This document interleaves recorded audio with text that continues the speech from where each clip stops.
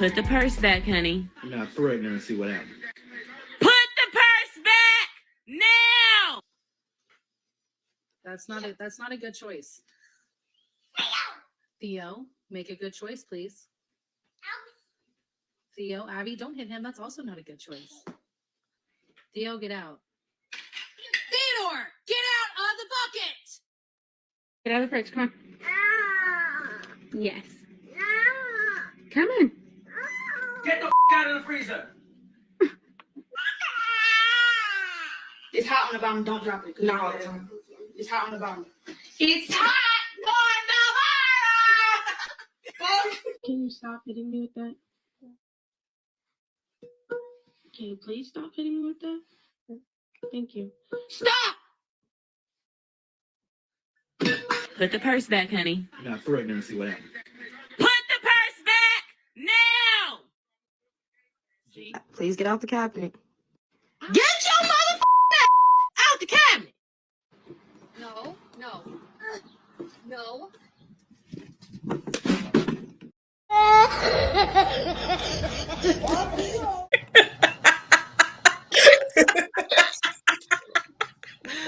That was good. That was good. No, I have seen that like 3 times, and every time it absolutely lays me out because it's so true. It is really true. Yo, Especially the one with the water gun. Sometimes I just get out of here. Suck it. Just send it out. Send it away.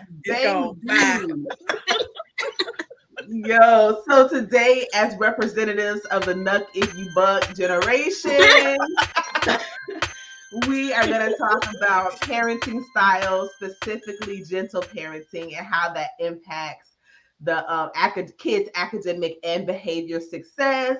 So let me just say thank you, though. Thank you for watching the Be Ready podcast.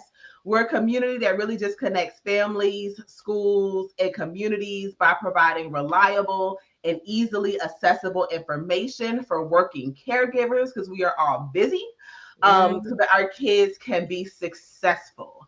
So our last episode, we talked about routines and how to kind of leverage them to like bring peace to your space, or as Camila said, does your routine create a prison?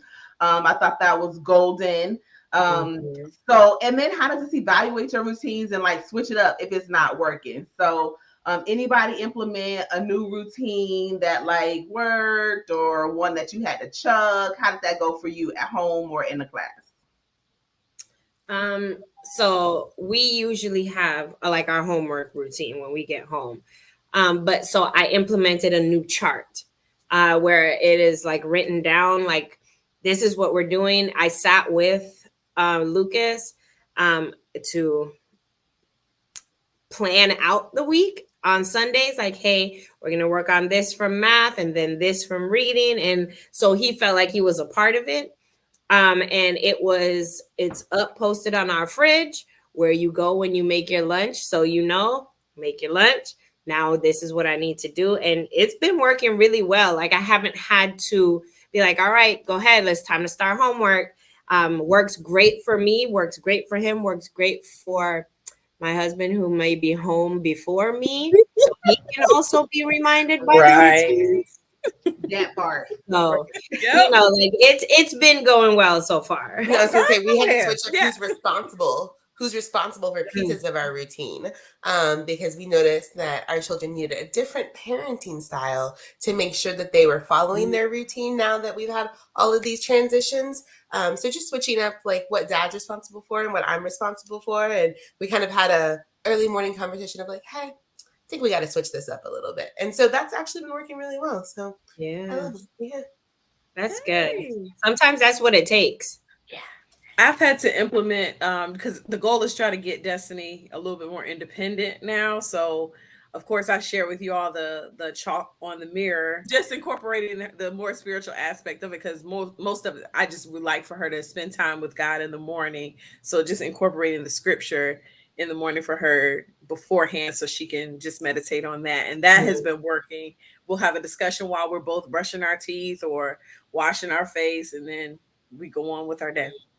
Yeah, that's nice. That's lovely. I love the routines because without the routines, I be feeling like them parents in the video, like most minutes of every single day. And I don't curse at my kids, but I will tell you a few might like come through the mind. You know, like I might in my head sound like some of the parents or all of the parents. So this video really like made me really curious about different learning styles. The way he ducked out the video just took me out. I love it, and I love it for our podcast. This is real. Correct. These are the real things that happen. It's so real. Real It's life. so very real. IRL. You remember the one episode where Cam came in here like 3 times, and I was Yes. like, okay, I'll be back, y'all. I gotta go be a parent for a minute. So this is the perfect segue into the conversation. Thank Yes. you. I love We it. appreciate I it. also want to thank you in advance for setting the stage because when my cooking timer goes off, there might be beeping in the background for a slight second. I appreciate it. It's real life. It's all This is good. real. It's all good. So This is the real video life, made y'all. me- The video made me like look up parenting styles, right? And so I saw a little bit, like some resources said there were 3 parenting styles, others said they were 4, but in general, I found 4. So authoritarian, so that parent is domineering, why can't I say that? Like a dictator, dictatorial? Dictatorial. Yes. Yeah. Dictatorial. There you go. Enforce punishments, unresponsive. The permissive parent is lenient, few demands, and the friend. The authoritative parent enforces rules, provides warmth and support, and the uninvolved parent may be neglectful, provide little guidance and support. So we all took a quiz. We'll share the quiz as a resource so other people can take the quiz too.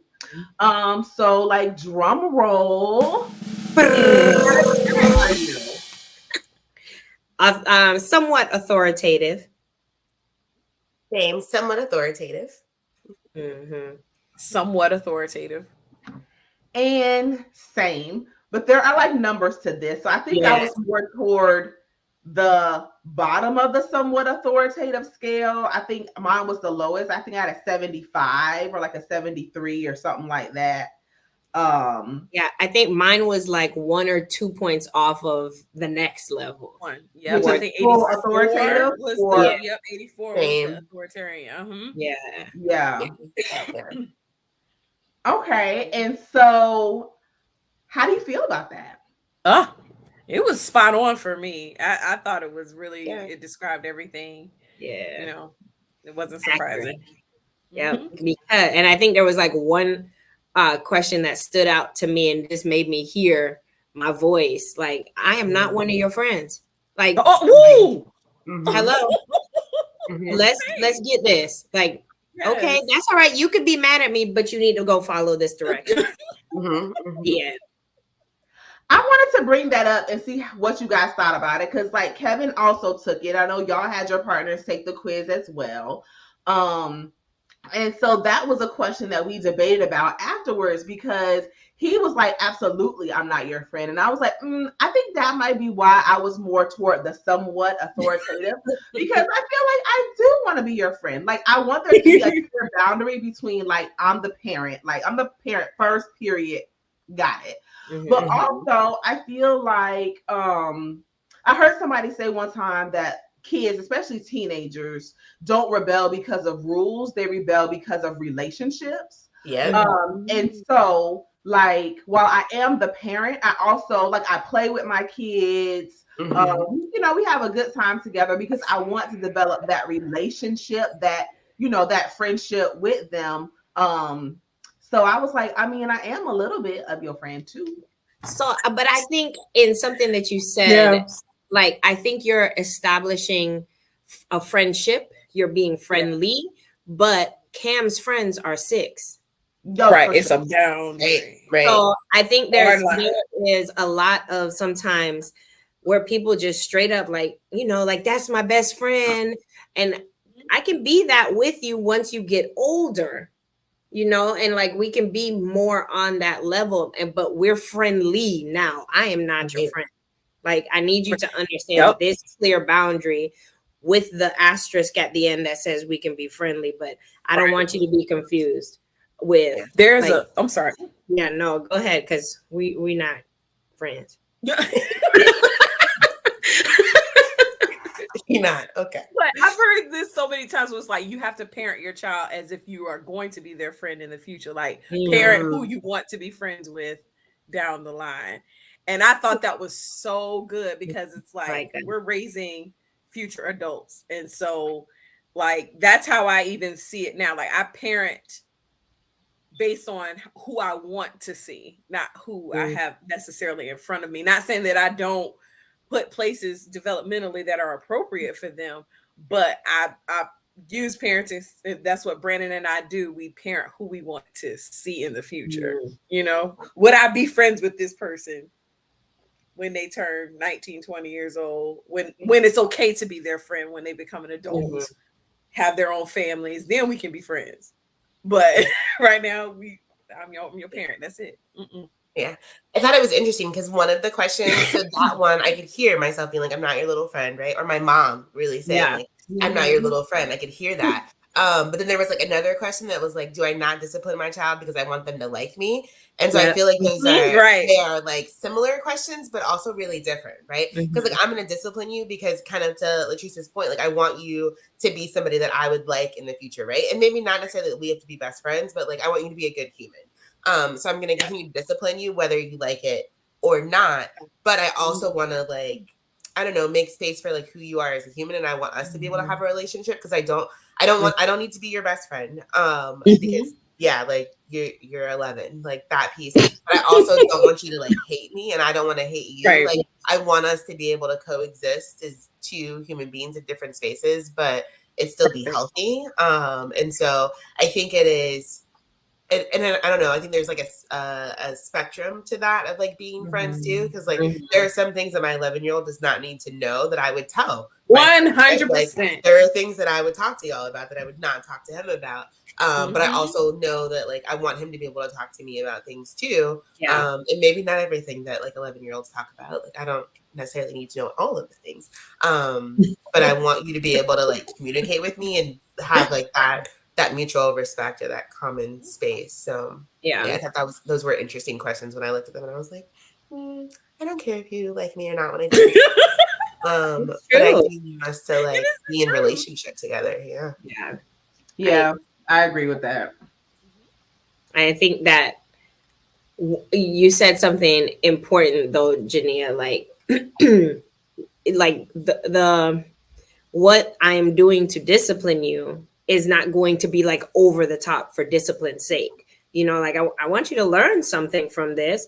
And I also don't want it to fracture the parent-child relationship that we have because, you know, kids, just like with their teachers, they will do for you when they like you. So I'm not going to beat my child into submission because they stole a piece of candy or something, you know, like, but we're going to talk about this. You're going to understand what you stealing does, how that, you know, that I feel like more of like that restorative justice outlook, right? Yes, I love that.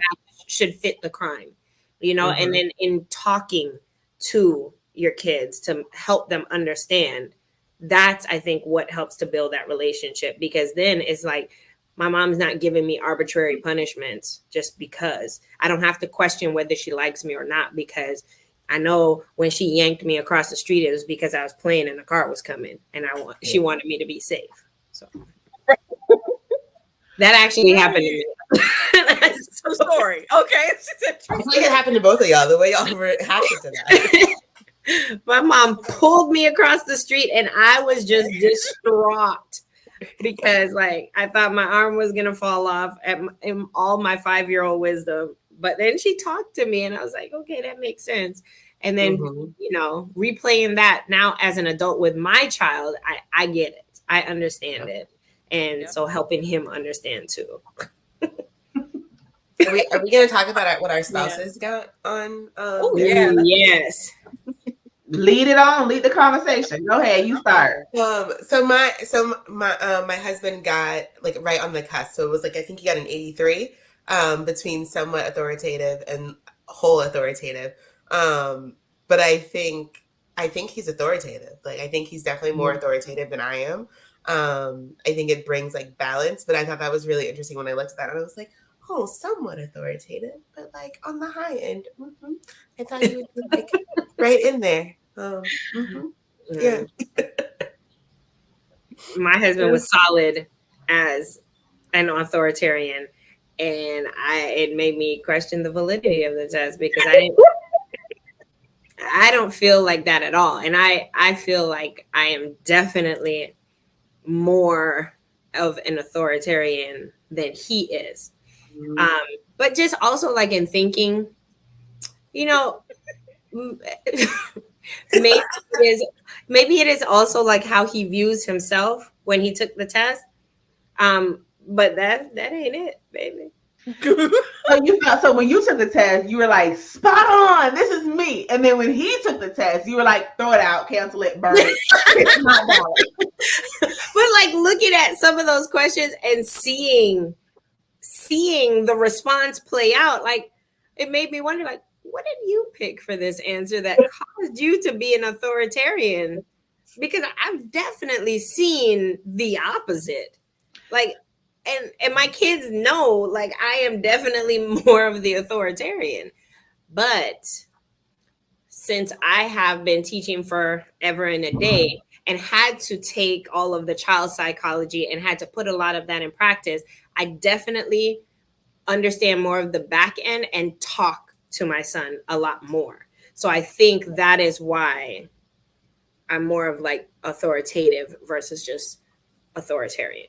I think that plays into it a lot because I feel like, especially because we have little kids, there have been, like, we went into parenting with me kind of having some, not parenting experience, but just working with kids experience. Yeah. And I think that influenced the way that, like, obviously I parent, but also the way that Kevin parented, because he was like, oh, well, she might know a little bit about certain things, you know, more than I do. So I think it's like it's a balance. I use the word authoritative too.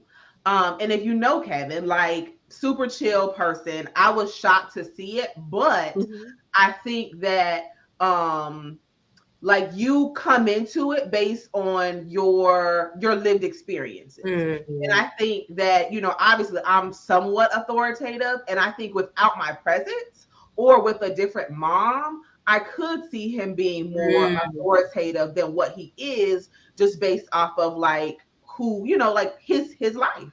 Yeah. So I think that's true. And I agree with that, because maybe that is why, because I do think like my parenting style definitely influences his.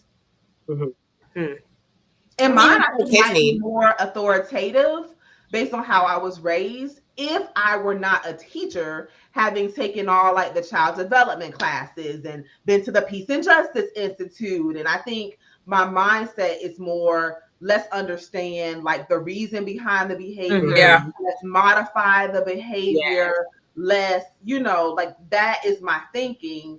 But I think it's because of my professional experiences leading over into parenting, and I might be more authoritative on that end like him without those. Yeah, I agree with that. I don't think I was ever going to be authoritative. I don't think that was ever going to be the spot that I landed in. But I think it also depends on like what our kids need too. Even when I was talking about like the routine, like, because I am definitely the like somewhat authoritative. But as we've like gone into this school year, it's like, oh, okay, Austin, you need more authority. Like, you need this like stronger voice, like the mom voice versus dad voice in that video we saw. Like, Austin, you need that in the morning now, and I don't have it. And so I'm going to have to like go somewhere where I don't need so much of the dad voice. So I think it also depends like with our kids too, kind of what's highlighted more in that moment. Yeah, I think Brandon scored in the authoritative. He was higher. And I completely agreed with that wholeheartedly. Because he and I both have similar parenting styles, but I like Camila said, I think it all depends on what I usually do. and he Mhm. kind of like follows my lead sometimes. That's what it just did, the whole dynamic of where we are. But I've seen him just now, even in where Destiny is, like you said, Jania, just it's shifted now where she needs more of dad now. Well, okay, we ain't playing. Come on now. Look. Okay. Look. Okay now. But it's definitely necessary, just developmentally where she is. But absolutely agree with both of you. So gentle parenting comes up under authoritative parenting, ladies. So would anybody call yourself a gentle parent? Yep. And based on the definition or the video, I'm just That's a good point. Because give us a Yes. definition, because I feel like the definition and how people actually apply it are very different. Yeah. Yes. So I'm going to pull up the definition that I have for gentle parenting and what I. All right. So it says gentle parenting is a child rearing style that emphasizes empathy, connection, and positive discipline. And it's a type of authoritative parenting that aims to create a safe, nurturing environment for children while also providing clear boundaries. And so I think we often mistake gentle parenting for permissive parenting, like the parenting without having like clear rules and expectations for your kids. Like it's just free for all. You get to do whatever you want to, which is not how life looks. And, they tend to suffer. And there's a huge negative impact that come along with not the scientific definition, but what we think gentle parenting is. That is true. Because if you would have asked me, I'd be like, gentle where? Gentle where?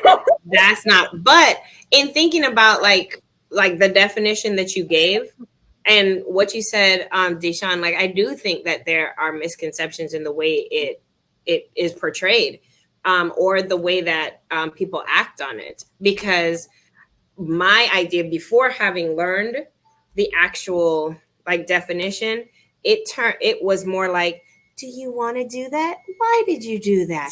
Now, did you think that was good? Why wasn't that good? Like there's too many. Like my child is trying to learn why these things are good, why they are not. So somebody has to tell them, because if you ask me why did I hit so and so, because I want to. They got on my nerves. So I think that hearing that definition, Treese, that I think that I'm more of a gentle parent. Right. That is rolled into a lot of what we do. And again, like you mentioned, because like I know I want the understanding, the reasoning, and I want them to understand also, and like it's okay, why it's not okay. Right. Three Mhm. categories that I pulled out of it was the empathy, the confidence, and then the independence that we're trying to raise in our children. So if you look back here, I have a quote. Me and Brandon, we were laughing because we were like, gentle parenting is for gentle children, not no limit soldiers. And so we're like, look, okay, that's what we think. No limit, nuck if you buck. Look, I told you, no, nuck if you buck generation, okay? Look, can't do that. Right. But when you look at the definition, we all are striving towards being or already in our gentle parenting, phase. That's what we do. And that's what we're striving to do. Because when done correctly, it is a great thing. It is a good thing to be a gentle parent. I always think about it as like emotional intelligence, right? Yes. One of those things, like when I looked at it, it was just like, I know that I am not like strong authoritative. Like I'm very, very clear about that. My children know it. My husband knows it. Like this is something that we like discuss, right? And I'm not trying to like put on of like, oh yeah, like I'm this tough. Like I'm not, and I'm not going to be, because I also feel like there's a space, like there's a time and place for that. I think I want my children to be able to communicate their feelings with me, like their needs with me. I want them, like the independence piece of them like questioning certain things. Like I think there is a way that I can, like my 11-year-old can say, Mom, I don't think that it's fair that I'm being grounded for this. Like, and this is why, right? I think there were so many times in my childhood where like my opinion was silenced. And so Ooh. now as an adult, I like see where that That's comes great. up and like I overthink things and all that. And like my parents are great, right? But I also know that they were not gentle parents. They were very authoritative, like very authoritarian. Like you don't have a thought or anything in that. And so being able to see kind of how that has shaped like my adulthood and trying to kind of like spin that for my children, because like I like your voice is valuable and I want you to be able to speak up. I want you to be able to share when things you feel like something has gone wrong, but I also know that there's a way for you to do that so that it is not like disrespectful to an adult. But there's a lot of conversation that goes into like this was so you'd like done something wrong, and so like why did you do it? What were you thinking at that time going into some of that restorative practice? And then like what do you think your consequence should be? Does that happen Yeah. for my 4-year-old? Not as much, because he's Yes. like my consequence should be like I get a lollipop, right? Like that's not but with my 11-year-old I can have that conversation of like what do you think your consequence can be? And then we kind of go back and forth. Because I also think like when we talk about discipline, there is a learning piece to it, right? And like I need you to be able to learn. Absolutely. And it's not necessarily just like me whacking you or me screaming at you, because I'm not learning anything from that. Right. So, But if they don't learn, they're going to repeat it again because they don't know what was truly wrong in the first place and why it shouldn't have been done. yeah. I think that's often a piece that's missing, but that's often a piece that takes the time from the parent to sit down, think, and it takes that emotional regulation from us as parents too, because we got to check ourselves and, you know, like think these things through to help them think it through. To your point, As- you yeah. mentioned that it takes a lot of conversation. And I feel Yes. like that is it right there. Because it's not like compliance out of fear. And I think that it takes a lot of conversation to get there. Another thing I was going to say is, as a goal for me for parenting, like I want my kids to be independent thinkers. And so I feel like if they are just compliant because I said so, Right. then how do you develop the rationale for why it's important to speak to adults that way, or why it's important to behave that way or choose these kind of things, you know? So I want them to have that. Like I remember being you know, in college, and literally I remember waking up like the first week in my dorm room and being like, there's nobody to tell me what to do.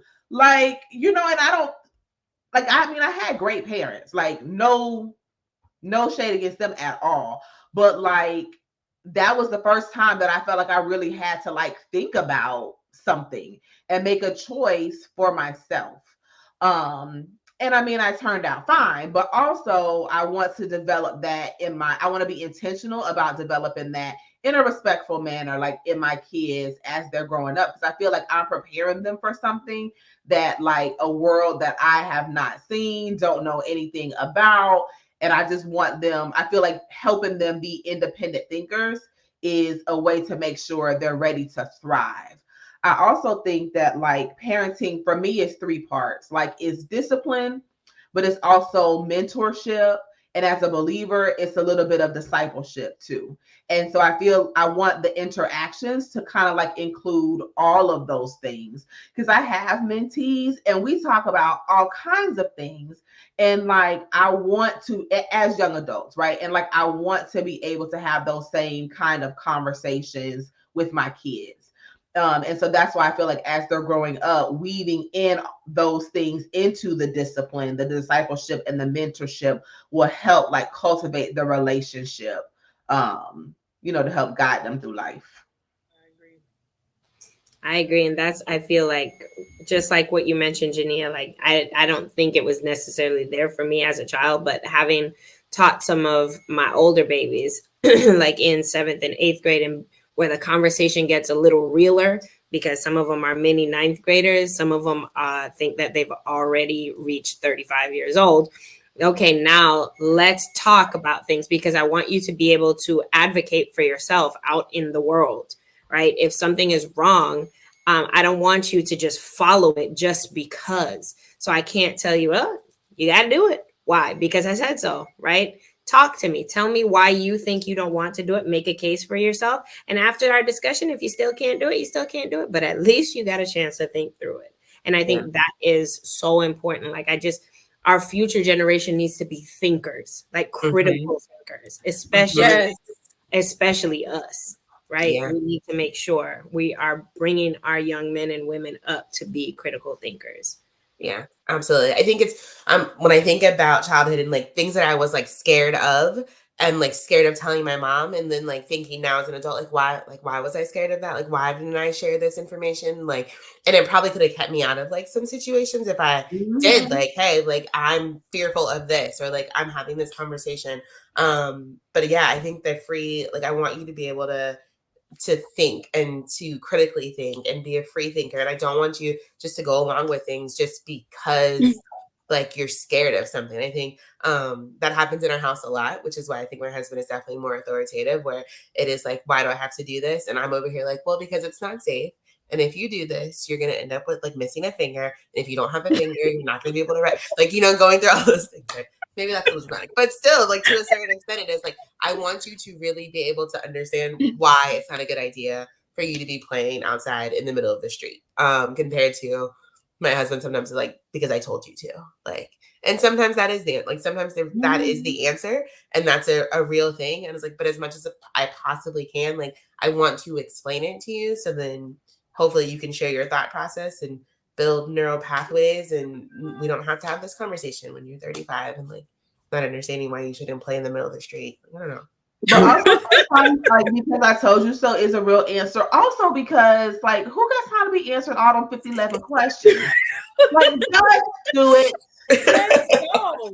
Yes, because I think about that even in the classroom. Like, it just in the classroom, like, you have 30 kids. There's a fire drill. There is a tornado drill. There is some crazy person in the building. We don't have time to sit down and answer every single question that you have. We have to go. Like, so in some cases, we do have to, steer our children to think, like, if I say something, we need to move immediately, because the teacher is the parent to keep everyone in the aspect of keeping everyone safe, in the classroom and those aspects. So when we have to be able to navigate that and tell our children, listen, if an adult says we need to do something, we need to go do it. A safe adult, by the way. The other thing that I feel like somehow relates to this conversation is like, we talk to our kids about tricky adults, right? Yeah.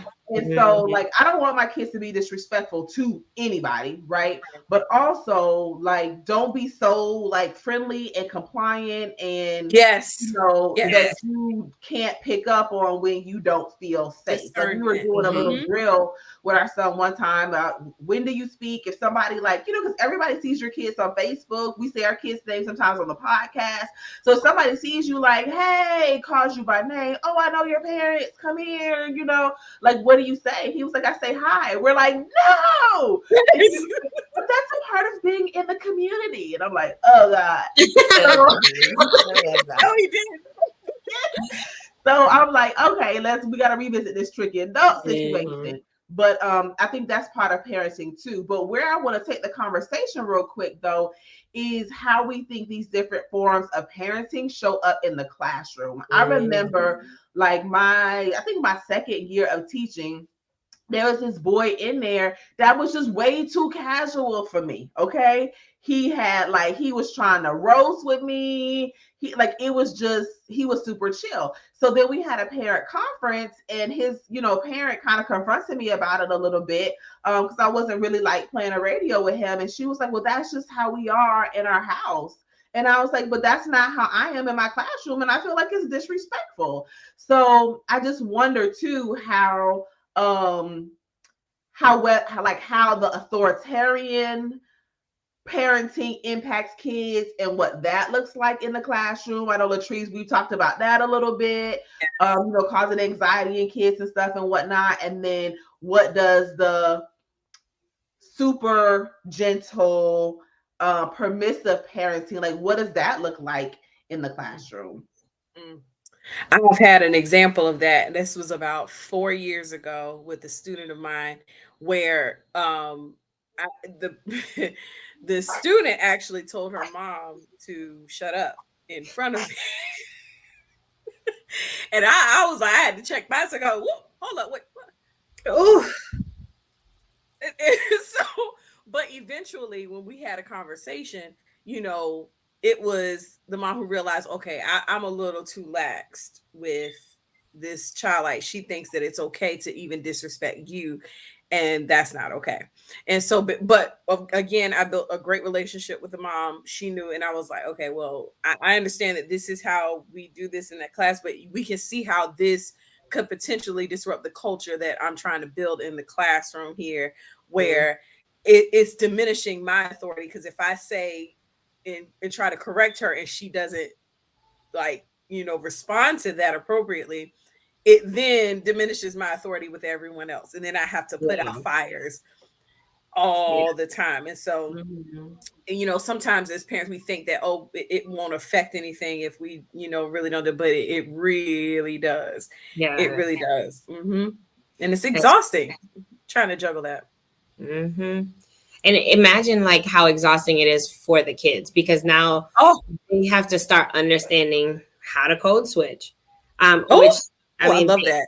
They need to know how to do, because you can't act just any kind of way, any kind of where with anybody. But like, you're like thinking about like a second grader who is coming from like a super lax parent who's just like, whatever, like, that's my little road dog, you know, treating them like that's my best friend. And then they come to the classroom and they have a more authoritarian teacher. Now they either don't know what to do and they fold up inside themselves because they don't have this kind of discipline. They're not used to it. They're not used to having that structure and being talked to in this kind of way, in this kind of respect expected. Or now they come in and they are super rebellious because this is not what my mama do. So I've seen it go both type of ways. And I think it comes back to like something you said earlier, Jania, like sometimes it's really just about knowing your kids. You're the parent in the classroom, and some kids can handle more of that authoritarian, but some of it needs to be like authoritarian with a little more love, with a little more gentleness. So it's how you get to know your kids, and that's just building the relationships with them. Get to know them as like little people. So I've seen it definitely go off the rails for some people. Yeah, I think it can go off the rails when you don't have the relationship, right? I think, like I've said, like we've got 2 different parenting styles that are in my house, right? And then think about when you go to school and you're in middle school and you've got 7 different teachers, right? That all have different styles, right? And you've got 30 kids in every class. So there's always the potential to have like 2 styles that like clash with each other, right? But where I've seen those things work out really well is where there's relationship. So I understand that you're coming from this place of very permissive parenting and then there are no rules, but you all also understand that we're in a different environment here as the student, and like there are going to be boundaries and structures in those pieces, but it takes time to learn that. I think even with my children, like it takes time for me to learn like what you need in this phase of your life from me as a parent. And how am I going to show up in that and like lean into that? And so there really is, yes, like it's important to know the definition of all the parenting styles and kind of how they show up. But I think it's even more important to know like the person that you're interacting with, and how you can lean into what they need in order for both of you to be successful. Yeah. And that's a wrap. Like I feel like that summed up the conversation really well. Build a relationship, know your people in the classroom, or know your kids, like in the classroom or at home. So what's something that you all are excited about? I'm super, super excited because Lake Mary Little League just won the World Series in Little League Baseball. And so it's super cool. So shout out to them. I know we've like played with some of them and we just really love seeing them be successful. Shout out to Taraj, all of our Lake Mary people. They just won it all. So that's super, super exciting. I'm excited about, there's so many different things this week, but Destiny wants to try out for the praise and worship team for her for the upper school chapel this week. So we've been trying to encourage her to continue to walk in her gifts, because homegirl can really sing. She has a gift in singing, and so we've been trying to like, you know, cultivate that a little bit more. But she at first she was like, no, I don't want to do it, and I was like, no, So she's gonna give it a shot at least, to try out for it. So oh, that's awesome. I love that. If I'm being honest, I'm really just excited to make it through this next week. Like the past few weeks have been really busy and just at work, at home. And this week is somewhat of a relative lull. As much as it can be, I'm only going out to like 2 or 3 schools this week scheduled as of right now. We only have one professional learning thing to facilitate, and I get some time to actually like sit and work on my curriculum. So I am excited for the peace that this week will bring, because me having to do so many different things, it leaves me very anxious because I feel like I have a bunch of things just hanging and nothing done like the way that I need it to be done or even finished. So I'm lull in the week is my piece this week. So I have a few things, and they are mostly for other people. But so I'm excited about Black Joy. I attended the Black Joy Festival yesterday, and it was so fun and peaceful. And when you were in the shade, the weather felt good, but it was also very hot. But I was just like, man, can we do this every weekend? Like the artwork, the vendors, they had a great play area for kids. And it was just a great time. I'll be posting a few little videos here and there, but I didn't even get as much content as I wanted to because we were just like having fun and talking to people. And it was also like a family reunion. So it was cool to see people who I see often in a professional space, like working their own businesses and nonprofits. And it's like, oh, I didn't know you did this and this and that. And so that was cool because, like, I do that too, have a 9-to-5, but also do this stuff. So that was super dope. I'm also excited that my t-shirts are on sale for 20% off. Shameless plug, okay? Because I really want to get rid of these summer colors because we have like 4 different fall colors that we're excited about. So we're going to do a little shoot and a little poll and see like what the people want to wear. We got to hit you with a little cranberry, a little mustard, a little olive, we're ready. September 22nd is the first day of fall. I know this because it's my favorite season, and we're going to be ready. So that's exciting. And I want to share, though, that the National Achiever Society, their applications are open. So I know that some of the people who listen to the podcast and you all might have kids who are in 4th grade to 9th grade. That's the recruitment window. And then this is a program for kids, a UCF program it was a national program, but there's a UCF chapter where they expose the kids to like college readiness things from like 4th grade all the way up to 12th grade. So I just want to make sure that like I say it on the podcast and we post about it and let people know that the applications are open because it's a really cool exposure opportunity for our kids. And having been a McKnight Achiever and had the little black jacket, I want that for other kids too. So that's what I'm excited about. Just Black Joy and all the things. Yes. Oh, good things coming up this week, guys. Yeah. Love it. I definitely feel you on that piece. Like, and that's why this podcast, I feel like it's great and targeted at working caregivers because we juggle so many things, right? Like family, work, side hustles, maybe caregiving for children, but also caregiving for family members. And so like, we want our kids to be successful, but we can't do it all. So I love that, we can come together and just share what we know, share what we've experienced, and hopefully it helps somebody else. So if you are blessed by our conversation today, please like, subscribe, comment, share, all the things. And until next month, keep learning through laughter. Bye. Bye.